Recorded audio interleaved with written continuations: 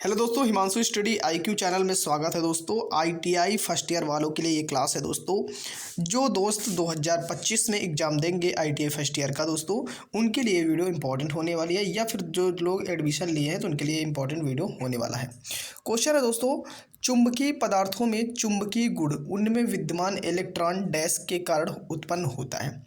तो दोस्तों वो कक्षीय गति और चक्रण गति यानी कि ए और बी दोनों की वजह से दोस्तों इलेक्ट्रॉन्स की कक्षीय गति और चक्रण गति के कारण उत्पन्न होता है कौन सा? चुंबकीय गुण। तो ऑप्शन सी एब्सोल्युटली करेक्ट है। दोस्तों आईटीआई के लिए अगर आप तैयारी करना चाहते हैं तो हमारे चैनल को से जुड़ जाइएगा। आपको आईटीआई से related first year and second year content दिया जाता है। दोस्तों चैनल को सब्सक्राइब अवश्य करें। अगला क्वेश्चन है अपना, दो चुंबकों के समान ध्रुव निम्न में से कौन सी क्रिया करते हैं? दो चुंबक, मान लीजिए हमारा चुंबक एक है और मान लीजिए दूसरा चुंबक दो है, ठीक है। अरे अगर इसके ध्रुव यानी कि एन और एन कर देंगे, सेम टू सेम कर देंगे दोस्तों, ये एक दूसरे को प्रतिकर्षित कर देंगे। क्या कर देंगे? एक दूसरे को प्रतिकर्षित कर देंगे। एग्जाम में यही क्वेश्चन आता है कि अगर इसके हम पोल चेंज कर दें, मतलब एक तरफ साउथ एक तरफ नॉर्थ कर दे, तो दोस्तों ये तो एक दूसरे को अट्रैक्ट कर लेते हैं यानी आकर्षित कर लेते हैं। दोस्तों इस चीज़ को थोड़ा याद रखना। अगला क्वेश्चन है चुंबक अर्थात मैग्नेटाइट, चुंबक बोलो या फिर मैग्नेटाइट बोलो दोस्तों, इसका रासायनिक सूत्र क्या है? तो आपको बताना है Fe3O4। Fe3O4 याद रखना, ऑप्शन ए करेक्ट है। चुंबक के दोनों ध्रुव के ध्रुव सामर्थ्य होती है। तो दोस्तों जो चुंबक के दोनों ध्रुव होते हैं उनकी जो ध्रुव सामर्थ्य होती है यानी कि शक्ति होती है ध्रुव की, तो इक्वल होती है दोनों की, ठीक है। नॉर्थ की भी और साउथ की दोनों की क्या होती है? इक्वल होती है, बराबर होती है। इसको भी थोड़ा याद रखना। वीडियो को शेयर करते रहें, चैनल पर पहली बार विजिट करना चैनल को सब्सक्राइब कर लें। चुंबकीय बल रेखाएं डैश। तो देखिए जो चुंबकीय बल रेखाएं होती हैं वो दोस्तों एक दूसरे को कभी नहीं काटती हैं, एक दूसरे को कभी नहीं काटती हैं दोस्तों। और ये बात सही है, दक्षिण से निकलती हैं। कहाँ से निकलती है? दक्षिण से निकलती हैं, यानी साउथ से निकलती हैं और दोस्तों ये नॉर्थ तक जाती हैं, ठीक है। और ये समानांतर होती हैं यानी कि पैरेलल होती हैं, इसको भी थोड़ा याद रखना है। ये एक दूसरे को कभी नहीं काटती हैं, ये भी याद रखना है। विशिष्ट रिलेटेक्स निम्न में से किस परिपथ में उपस्थित होता है? तो दोस्तों जो विशिष्ट रिलेटेक्स होता है दोस्तों, ये चुंबकीय परिपथ में उपस्थित होता है। ऑप्शन बी क्या है? एब्सोल्युटली करेक्ट है। चुंबकीय परिपथ में दोस्तों ये विशिष्ट रिलेटेक्स उपस्थित होता है। अगला क्वेश्चन है, किसी चुंबक के प्रति इकाई क्षेत्र ध्रुव शक्ति उसकी चुंबन तीव्रता कहलाती है, जिसका एसआई मात्रक वेबर प्रति मीटर स्क्वायर है। कितना है? वेबर प्रति मीटर स्क्वायर है। ऑप्शन सी क्या होगा? एब्सोल्युटली करेक्ट होगा। दोस्तों अगला क्वेश्चन बढ़ने से पहले एक रिक्वेस्ट, वीडियो को लाइक करें और चैनल को ज़्यादा से ज़्यादा शेयर करें। एक टेस्ला बराबर होता है दोस्तों, एक टेस्ला बराबर जो होता है एक वेबर पर मीटर स्क्वायर होता है। कितना होता है? एक वेबर पर metre square. Very important question है। आगे अगला क्वेश्चन है, टेस्ला का मात्रक है। दोस्तों टेस्ला जो है वो फ्लक्स घनत्व का मात्रक है। किसका मात्रक है? फ्लक्स घनत्व का जो होता है, फ्लक्स घनत्व का जो मात्रक है वो टेस्ला है। टेस्ला फ्लक्स घनत्व का मात्रक है। कौन सी चुंबकीय पद धारा के विद्युतीय पद के सदृश है? दोस्तों आंसर होगा फ्लक्स। आंसर क्या होगा? फ्लक्स। अगला क्वेश्चन इंपॉर्टेंट है, वेरी वेरी मोस्ट इंपॉर्टेंट।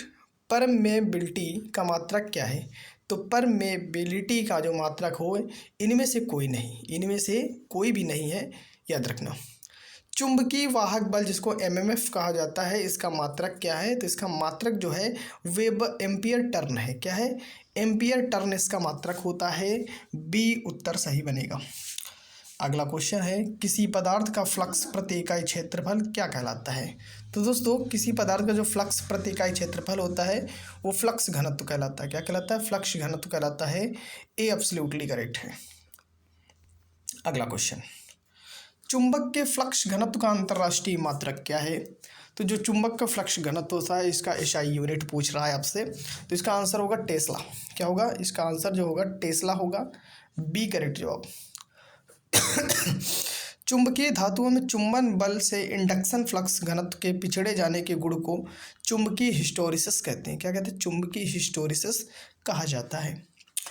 अगला क्वेश्चन है, किसी चुंबकीय पदार्थ की चुंबकत्व ग्रहण करने की योग्यता दोस्तों रिटेविटी कहा जाता है। क्या कहा जाता है? रिटेविटी कहा जाता है।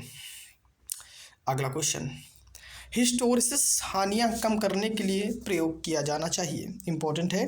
तो हिस्टोरिसिस हानियों को कम करने के लिए दोस्तों सिलिकॉन स्टाइल कोर का इस्तेमाल करना चाहिए। जो कोर होती हैं इनको यूज़ करना चाहिए सिलिकॉन की, तो जिससे हिस्टोरिसिस हानियाँ क्या होती है दोस्तों, काफ़ी हद तक कम हो जाती हैं। नेक्स्ट, मृदु फैराडाइस का हिस्टोरिसिस लूप लगभग होता है, तो ये एक वर्गाकार होता है, यानी कि ये हमारा एक स्क्वायर शेप में होता है।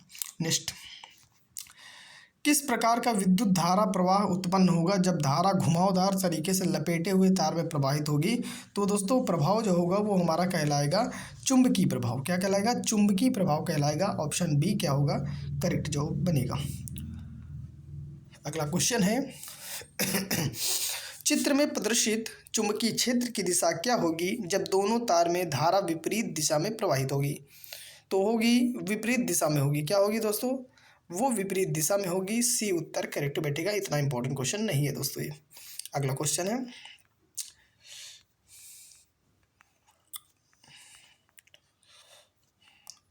है निम्न में से कठोर चुंबकीय पदार्थ का अनुप्रयोग है। तो दोस्तों निम्न में से कठोर चुंबकीय पदार्थ का जो अनुप्रयोग है, ट्रांसड्यूसर भी है, ऑडियो स्पीकर भी है, टेलीविजन ट्यूब है, यानी कि डी ऑप्शन एब्सोल्युटली करेक्ट बनेगा।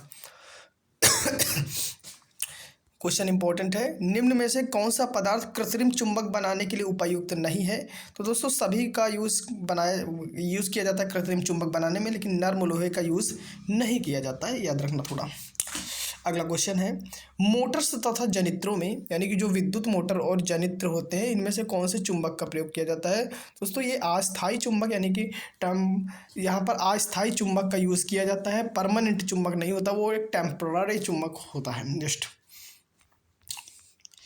ये दोस्तों क्वेश्चन 10 बार क्वेश्चन एग्जाम में आया, 10 से भी ज़्यादा बार आया, वो इंपॉर्टेंट टिक कर लीजिएगा। प्रतिचुंबकीय पदार्थ कौन सा है? दोस्तों आपसे डायामैग्नेटिक सब्सटेंस पूछा जाता है, तो याद रखना जल। जल एक प्रकार का प्रतिचुंबकीय पदार्थ है। कौन सा पदार्थ है? प्रतिचुंबकीय पदार्थ है। फ्लक्स घनत्व तो सदैव चुंबकीय बल से पीछे रहता है, यह किसको परिभाषित करता है? ये परिभाषित करता है हिस्टोरिसिस को। किसको परिभाषित करता है? हिस्टोरिसिस को परिभाषित करता है, तो ए ऑप्शन सही बैठेगा, हिस्टोरिसिस। चुंबकीय क्षेत्र में रखी गई आसपास की धातु पर क्या प्रभाव पड़ता है? तो उसमें दोस्तों हिस्टोरिसिस प्रभाव देखने को मिलता है। ए ऑप्शन बिल्कुल सही बैठेगा। इंपॉर्टेंट क्वेश्चन है, प्रतिचुंबकीय पदार्थ कौन सा है? तो दोस्तों प्लेटिनम एक प्रकार का प्रतिचुंबकीय पदार्थ है। फ्लक्स घनत्व की एसआई इकाई क्या है? इंपॉर्टेंट है, तो ये टेस्ला है दोस्तों। क्या है दोस्तों?